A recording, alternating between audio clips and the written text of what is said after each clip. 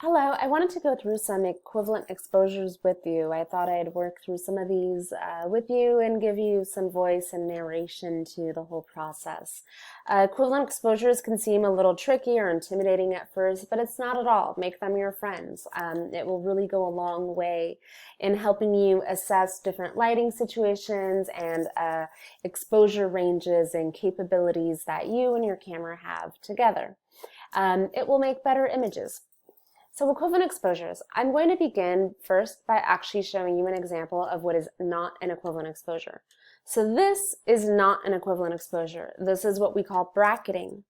In bracketing, we have variations in stops of exposures. So we have, think of Goldilocks or something, and the bears and the porridge. So the middle image is kind of just right. The image to your left is just too dark, and the image to your right is just too light.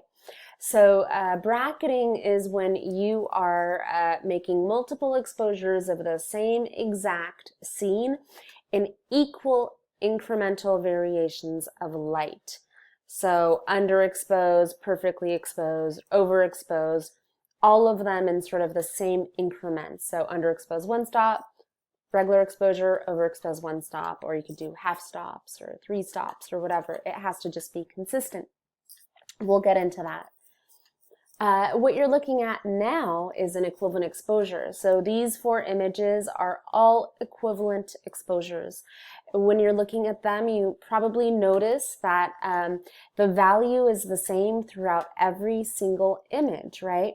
No single image in this sort of quad of images is brighter or darker than the other.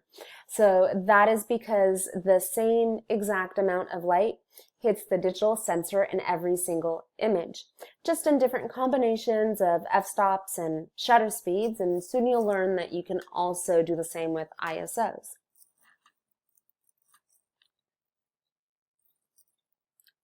So again, we have this other example of equivalent exposures, right? So you see the set of 3 images. No single image is lighter or darker than the other.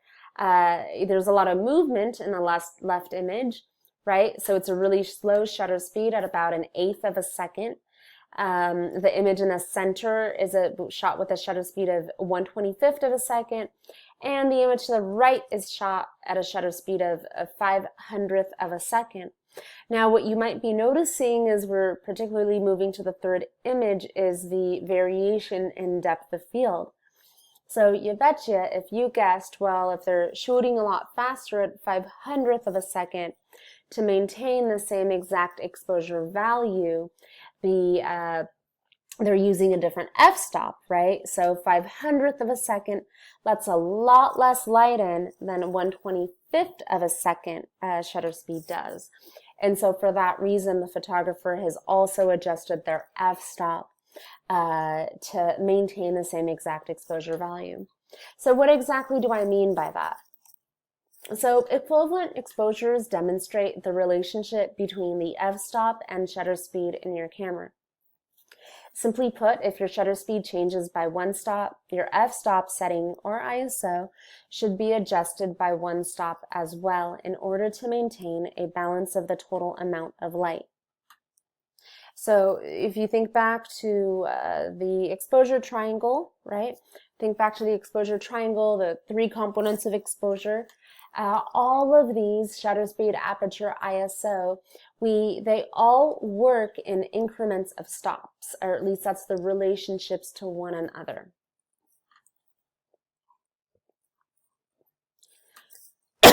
So let's try it for some equivalent exposures or equivalent amounts of light, and maybe this will sort of drive home the point, or really what's happening or what's at play. So let's say we have a meter reading of f5.6 at 1/25th of a second with an ISO of 400. So you may want to get a pen and paper out and write this down and work through some of these. And also you might want to pause this and print out some of your charts if you haven't already. So we have a meter reading of 5.6 at 1/25th of a second, right? With the ISO of 400. And of course, this meter reading was taken from my grade card. So I also hope you've all printed out, downloaded and printed out grade cards. So let's calculate an equivalent exposure. And I put this chart here because I just kind of want to sort of as a refresher for you to know how the numbers work in relationship to the amount of light that's coming through.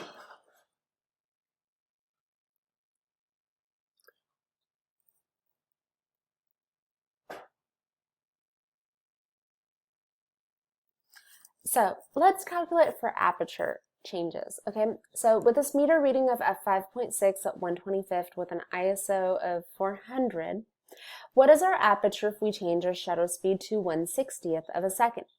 So looking at the chart over here, you can locate the shutter speeds 1/25th of a second, and you'll notice the 60th of a second. So the difference between this, right, this jump is going to be one stop. Now, many of your cameras have all kinds of other numbers, and that's because your cameras, your digital cameras are amazing, and they have half stops and quarter stops and third stops. For this reason, I urge you to work with whole stops as you're really starting out with this. It will drive you bonkers to work with all of the partial stops. So f5.6 at 1/25th of a second, right? So shutter speed adjusted from 1/25th of a second to a 60th of a second. We know that a 60th of a second is going to let in more light than 1/25th of a second, right? So a 60th of a second is going to let more light in. So that means that we have an increase in stops of light by 1. So we have increased by 1 stop of light simply by moving from a shutter speed of 1/25th of a second to a 60th of a second. So what do we change our aperture to in order to maintain the equilibrium? So remember, it's like the scale. We need to keep this balanced. So in order to keep the balance, because we have added a stop of light to our shutter speed, we need to take away a stop of light from our aperture. So f5.6. So by taking away 1 stop of light, go ahead and locate it on the chart. Which direction do we need to move in to allow less light in? So we move downwards, right? And we're moving by 1 stop, so just 1 jump. 5.6 to f8. So if you guessed f8, you are correct. So if an equivalent exposure of f5.6 at 1/25th of a second with an ISO of 400 will be f8 at 1/60th of a second with an ISO of 400. So let's try for another one. So let's say we have this f5.6 at 1/25th of a second, okay, and our ISO is 400. We're just kind of keeping that stationary for now. So what is our aperture if we change our shutter speed to a 500th of a second? So go ahead and on the chart locate where the 500th of a second is in relationship to 1/25th of a second. So we know that 500th of a second is way faster than 1/25th of a second, right? So that means that it's going to allow a whole lot less light in. So, but by how many stops? So you can go ahead and count. So we move from 1/25th of a second to 2/50th. That's 1 stop. And then we move to 500th of a second. That's 2 stops. So we have just reduced, right, our exposure by 1 stop of light. But we need to maintain the equilibrium. So think of it as a scale. We don't want to tip the scale. We want to keep this balance. We want to keep our exposure value the same or at a balance. So, well, the same. So what is our aperture going to be? So we have now taken away 2 stops of light in our shutter speed. So in order to think of it as a scale, to keep it balanced, we need to add 2 stops of light to our aperture in order to have an equivalent exposure. So 5.6, which way should we move towards, right? For more light. We know that the wider the aperture, the more light is let in. So go ahead and move 2 stops, right? So increase by 2 stops in the aperture. And we're going to move from 5.6 to 2.8. So an equivalent exposure of f5.6 at 1/25th of a second will be f2.8 at a 500th of a second shutter speed.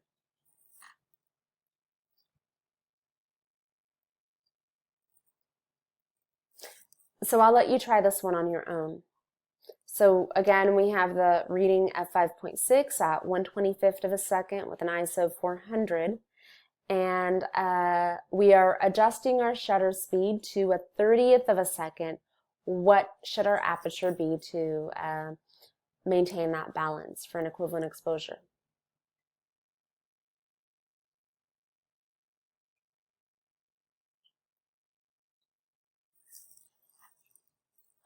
So if you guessed f11, you are correct. f11 at a 30th of a second is the equivalent exposure of f5.6 at 1/25th of a second.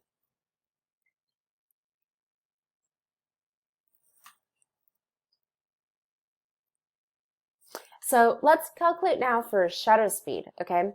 So we can do the same the other way around as well as with the ISO. So we'll do a few of these quickly. We have a meter reading of f5.6 at 1/25th of a second with an ISO of 400. We're like forever maintaining the same lighting situation over here.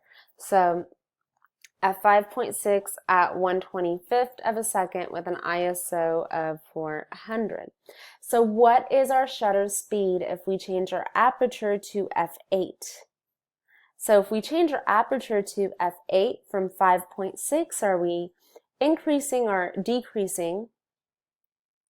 So f5.6 to f8, we are decreasing by 1 stop of light. So therefore, we need to increase, right? So we are decreasing. So we're taking away 1 stop of light, right? So we need to add 1 stop of light.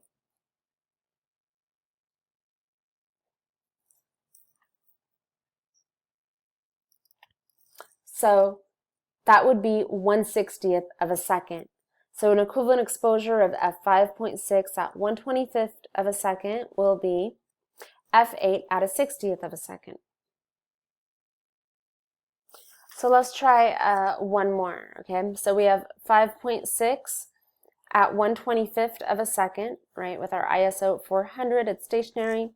What is our shutter speed if we change our aperture to f22? So by changing our aperture to f22, we are taking away 1, 2, 3, 4 stops of light, okay? So if we're taking away 4 stops of light in our f-stop, then we need to add 4 stops of light in our shutter speed, right? So that means that we need to slow our shutter speed down to increase our light. So we're going to go ahead and move from 1/25th, 1, 2, 3, 4, and it's going to be 1/8. So an equivalent exposure of f5.6 at 1/25th with an ISO of 400 will be f22 at 1/8 of a shutter speed with an ISO of 400. So I'm going to breeze through some of these and you can do them on your own. We could do the same exact thing with ISO. So if you notice, we have these variations in ISO as well, and they're also calculated in terms of stops.